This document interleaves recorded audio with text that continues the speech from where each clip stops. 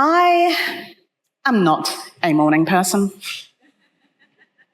But when I used to work in an office, back in the day, I would start my day at 7 a.m. It was quiet. There were no people. No one needing responses to emails or immediate messages. There were no meetings on my calendar. I got to work in a way that worked for me. Free of distractions, free of noise, free of people, just me and my work. And it was the most productive hour of my day. And there were a few other humans that came in around the same time that had the same idea as me. But we didn't come in because we were shy or antisocial. Actually, I found out later on that these fellow early risers were introverts, just like me. And looking back, I think with surprise at the lengths that I went to try and get through my workday. And back then, I didn't even realize I was an introvert. That came later when I got to work from home, and I thrived. Because the traditional workplace is not set up for how introverts like to work. It's set up for people, they think how extroverts like to work, consciously or unconsciously. Systems, company policies are kind of aimed and geared towards them. And around the world, the language that is used in any language when they think to describe an introvert is normally defined as shy and awkward and a lone wolf. Whereas if you look at extrovert, it's collaborative and sociable and friendly. This makes it seem like extroverts are more valuable in the workplace and gives introverts a PR problem. But did you know that up to 40% of adults consider themselves to be introverts, and only 30% consider themselves to be extroverts, and the other 30% are somewhere in between, or ambiverts. So how is over half of your workforce supposed to be productive if the workplace isn't set up for them or their needs? So let me tell you a little bit what it's like to be an introvert. Imagine a solar panel and a rechargeable battery. Extroverts are like solar panels. They love human interaction and they soak it up like a solar panel soaking up the sun. It's where they get their energy from. And when they get less of that social interaction, their energy level drops. An introvert, on the other hand, has a certain amount of energy throughout the day, and as they go through the day and interact with the world and humans, it gets lower. And once it gets low, they have to sort of step back and recharge. Now, here's the key thing. With a rechargeable battery, it can't charge while it's in use, just like introverts. Now, to be fair, introversion and extroversion is not an either-or thing. It's a continuum, and we're all along that line somewhere. So why are offices and the world of work so at odds with how introverts like to work? It's all about perspective. Let's consider back-to-back meetings. A lot of introverts can find it really hard to be present in that current meeting because they might still be processing whatever was said in the previous meeting, and maybe there wasn't an advanced agenda for this meeting. Because a key trait for an introvert is they need that deep focus time to process, to do deep focus work. And if you have back-to-back-to-back meetings, you don't get that time. Whereas extroverts, they need that sort of back and forth and that people communication. And for them, that's where they get their energy, bouncing ideas off people. It's great for them. And while extroverts sort of thrive in that hustle and bustle and that external stimulation and that group interaction at work, as an introvert, I kind of found myself seeking a different type of focus amongst that hustle and bustle. I used to listen to music. And why not? Like, everyone loves music. Why wouldn't I want to listen to music at work? However, I realized that I was using it to block out the sounds of the open plan office that I was working in. Because when we're working in an office, a lot of people forget that they should be using their indoor voice. This is why I know what Sharon is having for dinner, I know that Bob is having marital problems, and I know how the sales calls are going across the way from me. It's the noise. And the thing is, you can't help but listen to these conversations. Your brain hears snippets, and it automatically wants to know more. It's just kind of how it works. And so you're working, and you stop, and you're listening. But as an introvert, that stops your deep, focused work. It stops your flow.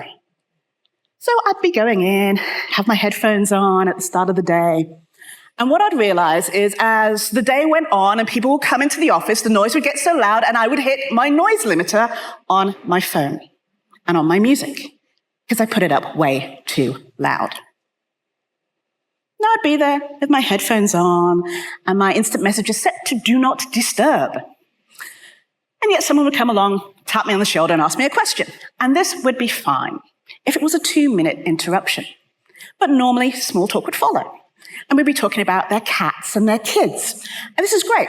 I have a problem with cats. But the thing is, this ends up being an unintended interruption, and it takes me twice as long to get back into flow. And this is great for extroverts. This is their much-needed recharging breaks. But I can't ignore these conversations as an introvert because I will be seen as not a team player. Or worse yet, I'll be seen as unsociable, because let's be honest, that is the stigma of being an introvert. So, introverts have to find a different way to recharge in the workplace. I used to nap. After a morning of back-to-back phone calls and meetings and all sorts of other noise in the office, I would find myself curled up in my best friend's car in the parking lot to sleep. My brain was foggy, and I was exhausted. Now, you might think that this is me talking about my own personal stories, but I assure you, I hear stories like this all the time from my clients. They go ahead and adapt to the environment that they are in, the workplace culture that they are in. And don't get me wrong, they do things like coming in early, like I did, or taking meaningful breaks between meetings. Maybe they even have examples of sentences that they can use to deflect conversation, like, hey, I'm focused on this project right now and this deadline. Can I get back to you when I'm done? They do that. It is always appropriate for you to advocate for what you need to be productive in the workplace. However, I want to take a minute to talk to the leaders and the change makers here, because here's the thing. The world of work is broken. Okay, actually, the way we work is broken. And it's broken for almost half of your workforce. Let's start with meetings. When did Zoom become the default for everything? It never used to be that way. People kind of put meetings on calendars because they're stuck, not because they want more meetings. They might have an issue and they're kind of like, oh, I've got an issue on this project. Does anyone want to help me? Could have been an email. But no, it's a meeting. And there's also this fallacy that extroverts love meetings too because they get energy from it. But we all know even extroverts hate unproductive meetings. And then there's all the other sort of communication you get in the workplace. All those emails and the phone calls. Have you ever been onboarded to an organization and they explicitly tell you how and when to send an email? How and when to send a memo or an instant message? Or are you just supposed to know? But it doesn't have to be this way.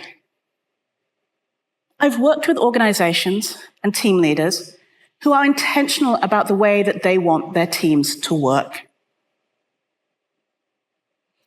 We work with some leaders and they figured out a way to codify their communication, set guidelines of when and why and how to set up a meeting, flexible structures and ideas for doing brainstorming, which includes written communication, also set response times to emails or instant messages. And guess what happened? Productivity rose, shockingly. decision-making became faster, and stress decreased. Because everyone, whether they were an introvert or an extrovert, knew exactly what was expected of them. And of course, there is that challenge of the physical space in the workplace.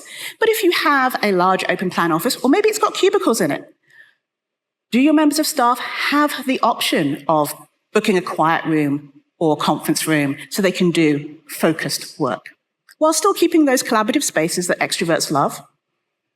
When you as a leader encourage employees to step away, to recharge, or to change their work environment in a way that works for them, this is a reflection of a healthy work culture. Because work culture goes ahead and defines communication and how people work within it and interact within it. It also defines how boundaries are kept or not within your organization. And at the end of the day, it's all about respecting people's different work styles and personality traits. There's some really influential people in the world. Nelson Mandela, Barack Obama, Meryl Streep, Michael Jordan.